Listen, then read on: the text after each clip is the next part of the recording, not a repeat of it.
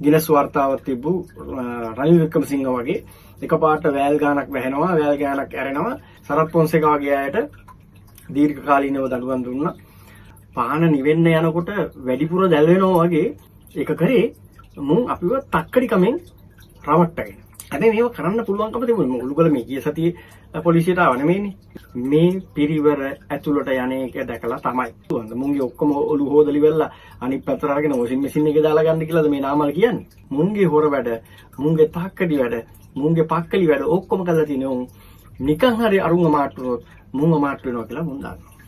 රනිල් වික්‍රමසිංහලා ගැන එළියට දාපු නේද බද බන්ධන දීපු දේවල් වල එළියට දාපු මිනිස්සුන්ට සතියක් දෙකක් යනකොට ජීවිත වලින් වන්දි ගන්න සිද්ධ වෙලා තියෙනවා. දැන් අපිට කෙලවෙන්නයි යන්නේ. මුන් අරගෙන ආවෙන් පස්සේ අපේ රෙදි ටික ගැලවිලා තමයි යන්නේ.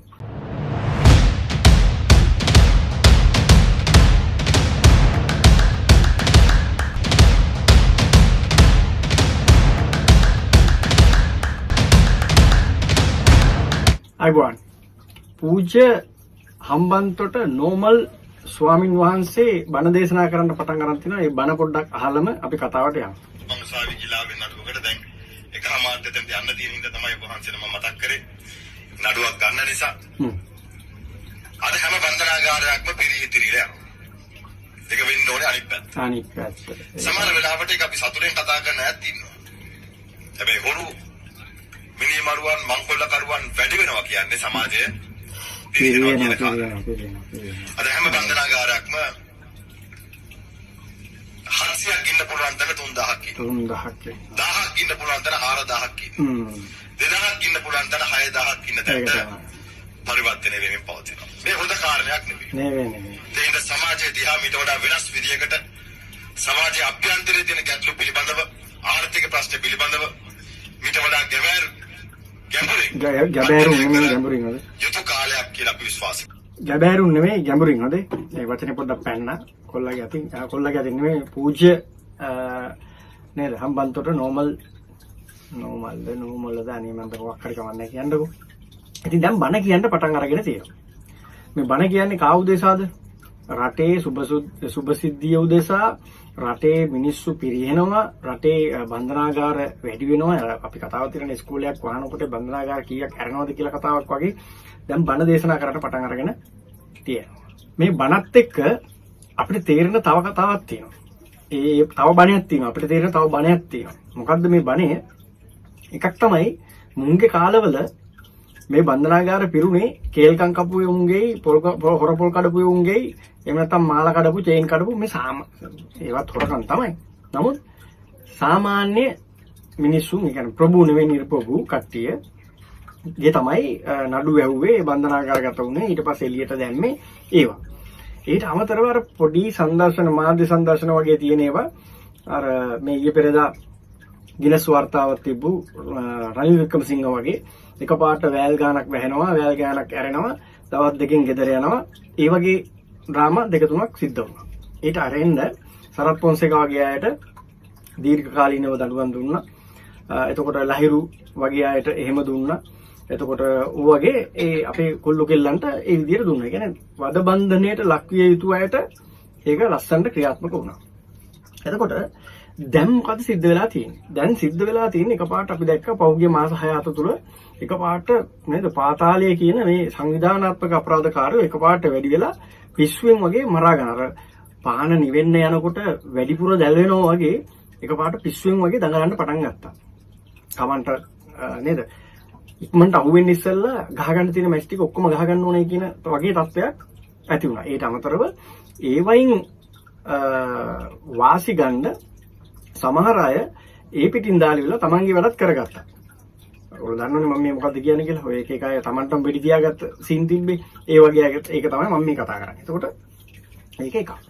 එතකොට දැන් මේ නාමල් උන්වහන්සේට අනුව මේ හිම්පානන්ට අනුව දැන් මොකද්ද මේ සිද්ධ වෙන්නේ? දැන් පොලිමේ අර හොරකම් කරලා තක්කඩි වැඩ කරලා රජයේ මිනිසුන්ගේ රටේ ධනය හොරකම් කරලා මංකොල්ල කාලා කීයක් හරි හරිද රුපියලක් හරි කමන්නේ. ඒක කරේ මුන් අපිව තක්කඩි කමෙන් රවට්ටගෙන. අන්න උන්ගෙන් දැන් බන්ධනාගාර පිරීගෙන ඉතිරීගෙන යනවා. දැන් මේ නෝමල්ට එකපාරටම මතක් වුණේ මේ කතන්දරේ මොකක් කියලාද ඔයගොල්ලෝ හිතන්නේ? මේ කේල්බද්දර පද්මය ඇතුළු මේ පාතාලය කියා ගන්න මහා ලොකු කෙරුමු 4-5 දෙනෙක් මාට්ටු වෙලා තියෙනවා. අතන ඒකේ සැලුට් එක අපි පොලිස් දෙපාර්තමේන්තුවට පොලිස්පතිතුමා ඇතුළු ඒ දෙපාර්තමේන්තුවට ඔලුගල සැලුට්. හරිද? ඒගොල්ලන්ට අපි ඒ ක්‍රෙඩිට් එක දෙන්න ඕනේ. හැබැයි මේව කරන්න පුළුවන්කම තිබුණේ ඔලුගල මේ ගිය සතියේ පොලිසියට ආව නෙමෙයිනේ. ඒතර පොලිස්පතිතුමා ගිය සතියේ ගිය මාසේ මේ පොලිසියට බැඳුණා නෙමෙයිනේ. මේ මිනිසුන්ට මේව කරගන්න අතපය දිග අරගන්න ශක්තියක් විචාර කාලයක් තිබුණේ නැහැ. මේවා ඉවර කරන්න දේශපාලඥයන්ට උමනාවක් තිබෙත් නැහැ. දේශපාලන අධිකාරියන් දේශපාලකයෝ මේන්ටේන් කරපු එහෙම නැත්නම් රූකඩ විදියට තියාගෙන හිටපු මේ තක්කඩි තමයි දැන් එක ඇතුළට එන්නේ. උන්ගේ පෙසහ පිරිවර තමයි බන්ධනාගාරවල දැන් පුරවලා තියෙන්නේ. එතකොට මේ දුක හිතලා තියෙන නාමල් උන්නාන්සේට මේ පිරිවර ඇතුළට යන එක දැකලා තමයි. මේ ඇතුළට යාමේ අර දැන් මේ දැන් අර ලබ්බට තිබ්බාට පූලට තියෙන ළඟයි වගේ ඉස්සල්ලාම මේ තියාගෙන ඉන්නේ අර යට ලේයර් එකේ කට්ටියව මේ අරගෙන එනකොට උඩ ලේයර් එකේ කට්ටියට නිකම්ම ඇඬෙනවා. නේද? චංචලාට ඇඬෙනවා. දැන් චංචලාට ඇඬිලා තියෙන්නේ දැන් චංචලාට බණ කියන්න උත්සාහ කරනවා. මේක වෙන්න ඕනේ මෙහෙම නෙමෙයි. රට හොඳ ධර්මීෂ්ඨ රටක් වෙන්න ඕනේ. ධර්මානුකූල මිනිස්සු බිහි වෙන්න ඕනේ. ධර්මානුකූල මිනිස්සු මාසෙන් දෙකෙන් බිහි වෙනවා. අවුරුද්දෙන් බිහි කරන්න පුළුවන්ද? මුන්ගේ ඔක්කොම ඔලු හොදලි වෙලා අනිත් පැත්තට අරගෙන වොෂින් මැෂින් එකේ දාලා ගන්න කියලාද මේ නාමල් කියන්නේ? නෑ මේ මරු කියවන්නේ. මේ නාමල්ලා කියවන්නේ මරු. නාමල්ලා ඇතුළු තවත් ඔය මයික් ගත්තොත් එහෙම පටන් ගන්න වෙන තැනකින් කියලා ඉවර කරගන්න වෙන්නේ වෙන තැනකින්. මොකද දැන් කියන්න ඕනේ මොකද්ද නොකියන්න ඕනේ මොකද්ද කියලා තේරෙන්නේ නැත් තත්යකටපත් වෙලා තියෙනවා. නැත්තම් අර රිලාසිරිට කියන්න සිද්ධ වෙන්නේ නැහැ නේ. මේක ප්‍රභූ අතර ප්‍රශ්නයක් කියලා. තේරෙනවද?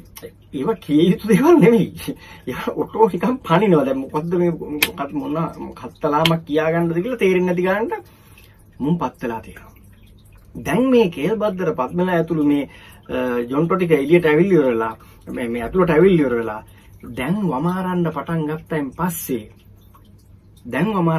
ගත්තයින් පස්සේ ඉහළ ඇවරියට මේ දේශපාලන අධිකාරියේ මෙවුන් ආම්බාම් කරපු මෙවුන් මේන්ටේන් කරපු මුංග හසුරවපු මුන්ට නේද බැලවේරකම් කරා වගේ එකක් තමයි අපිට කියන්න තියෙන්නේ. ඒ කියන්නේ මුන් ලබා කරගන්නවා කියලා කියන්නේ මුන්ගේ දේවල් මුන්ට හංගන්න සිද්ධ වෙනවා. මොකද මුන්ගේ හොර වැඩ, මුන්ගේ තාක්කඩි වැඩ, මුන්ගේ පක්කලි වැඩ ඔක්කොම කරලා තියෙන උන් නිකන් හරි අරුංග මාට්ටුනොත් මුංග මාට්ටු වෙනවා කියලා මුන් දන්නවා. එතකොට අපි දැක්කා ඊයේ දවසේ මේ ලංකාවට අරන් එනකොට සෑහෙන ලොකු පරීක්ෂණයක් දරන්න වුණා, සෑහෙන ලොකු වියදමක් දරන්න වුණා රජයට. මුංග ගෙනල්ලි ඉවරලා නේද ආරක්ෂිතව අරගෙන ගිහලා. මොකද එකෙක් හරි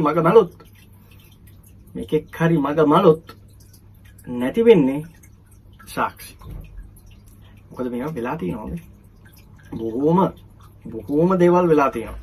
නිකන් අපි නිකන් ඒ කියන්නේ අපි නිකන් පස්සට ගිහලා ගත්තොත් අපි නිකන් පාතාලේ නෙමෙයි. අපි නිකන් වෙනමම දේශපාලඥයෝ කී දෙනෙක් මෙවුන්ට විරුද්ධ වෙලා පාර්ලිමේන්තුවේදී විවෘත කතාවක් කරනකොට මේ උන් හරිද බැසිල් රාජපක්ෂ මේ විදිහට මුදල් දුන්නා, මෙයා මේ විදිහට මුදල් දුන්නා, මෙයා මේ විදිහට මුදල් දුන්නා කියලා සතියක් දෙකක් යනකොට ජීවිතෙන් වන්දි ගෙවන්න සිද්ධ වෙලා තියෙනවා. රනිල් වික්‍රමසිංහලා ගැන එළියට දාපු නේද බද බන්ධන දීපු දේවල් වල එළියට දාපු මිනිස්සුන්ට සතියක් දෙකක් යනකොට ජීවිත වලින් වන්දි ගෙවන්න සිද්ධ වෙලා තියෙනවා. එතකොට මේ වගේ මේ කේල්බද්දර පද්මලා වගේ මේ වගේ පාතාලේ උන් එහෙම නැත්නම් මේ වගේ සංවිධානාත්මක අපරාධ වලට සම්බන්ධ මේ වගේ මුල් පුරුක් අහු වෙනකොට මේකට ගැට ගැහුණු අනිත් දේශපාලඥයෝ ඇතුළට යන්න නියමිතයි. ඒක නම් එළියට එන්න නියමිතයි. ඒ කියන්නේ තව බන්ධනාගාර පිරෙනවා. මෙන්න මේක තමයි මේ නාමල් රාජපක්ෂ කියපු කතාව. නාමල් රාජපක්ෂ කියන්නේ දැන් අපිට කෙලවෙන්නයි යන්නේ. මුන් අරගෙන ආවයින් පස්සේ අපේ රෙදි ටික ගැලවිලා තමයි යන්නේ. මුන් නම් කොහොමත් හිරේ. මුන් කොහොමත් දැන් මිනිමරුන් චෝදනා තියෙනවා. හැබැයි මේ එළියට වෙලා ආතල් එකේ ඉන්න අපිට අඩුම ගානේ විපක්ෂයේ ආණ්ඩුවට බැන හරි මොකක් හරි ගේමක් ගහගෙන 2029 ජනාධිපති වෙන්න නේ සීන ජනපති අපිට කෙලවෙන්නයි යන්නේ. අපේ රැහේ උන්ට කෙලවෙන්නයි යන්නේ. මෙන්න මේක ගැන තමයි මෙවුන්නාන්සේ අද ධර්ම දේශනාවේ ඉදිරිපත් කළේ. හරිද? නඩුවක් තියෙනවා නඩුව ගන්න යන්න ඕනේ අරකයි මේකයි කියලා බයිලා ගැහුවට මේ තියෙන්නේ බය තමයි දැන් එළියට බහලා තියෙන්නේ. දැන් මොකද මහයුන් ඒ කියන්නේ දේශපාලනයේ මහයුන් ආරක්ෂා කරපු මේ තක්කඩි රැළ දැන් අහුවෙලා තියෙන්නේ. එතකොට මේකෙන් තව 50ක් විතර ඉන්නවා කියලා වෙලා ආරංචි වෙනවා. 70 ගානකට කොහෙද රතු නියෝජන ආරංචි කියලා දෙනවා. දැන් මේගොල්ලොත් එක්ක එකතු වෙනන් පස්සේ සාමාන්‍යයෙන් 30ක් විතර 35ක් විතර ප්‍රබලයෝ කියා ගන්නා පාතාලෙවුන් දැන් ඇතුලේ ඉන්නවා. මුංගෙන් කටෙන් එළියට පයින්නේ මේ කියන දේශපාලනයේ මුල්වැවරියේ හොරු ටිකයි තක්කඩි ටිකයි මිනිමරු ටිකයි. ඒ නිසා තමයි දැන් නාමල් රාජපක්ෂ බණ කියන්න පෙළඹිලා තියෙන්නේ. අපි බලමු ඉස්සරහට තව තියෙයි. තව හොඳ බණ දේශනා අපිට අහන්න ලැබෙයි. ඒ වගේම අපිට තව අලුතෙන් බන්දරාගාර ඇති කරන්න සිද්ධ වෙයි. මේ වගේ තක්කඩි දේශපාලඥයෝගේ පුතුනෙමු. හැබැයි මුන් දන්නවා උන්ගේ මහයුන් කරපු දේවල්. ආරාධනා කරන එකතු වෙලා ඉන්න කියලා පොලිටික්ස් channel එකත් එක්ක. පොලිට්‍රික්ස් මේ රටේ දේශපාලන කාලීන ට්‍රික්ස් ගැන අපි කතා කරනවා. සංවාදයකට එකතු වෙනවා. හැමදාමත් මේ වෙලාවට හෙටත් හම්බෙමු මේ වෙලාවට ජය වේවා.